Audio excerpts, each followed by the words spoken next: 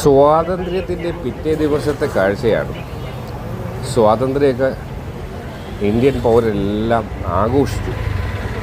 വളരെ അപമാനകരമായ രീതിയിൽ, അതായത് അപമര്യാദയോടുകൂടി വലിച്ചെറിഞ്ഞിരിക്കുന്ന നമ്മുടെ ദേശീയ പതാകയുടെ പതിപ്പാണ് ഈ കാണുന്നത്.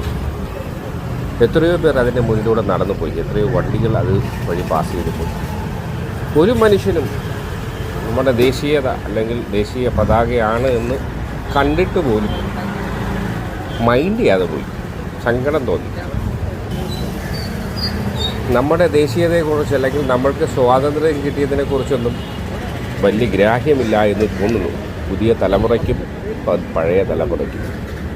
അതോ സ്വാതന്ത്ര്യം കിട്ടാഞ്ഞിട്ടാണോ?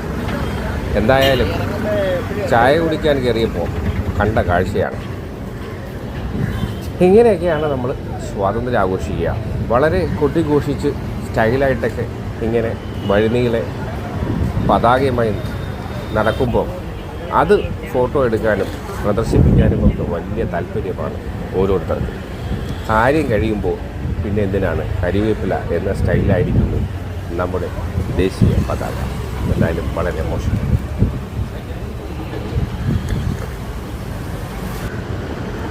അടുത്ത സ്വാതന്ത്ര്യ ദിനത്തിലെങ്കിലും ബോധോദയം ഉണ്ടാകട്ടെ എന്ന് പ്രത്യാശിക്കുന്നു.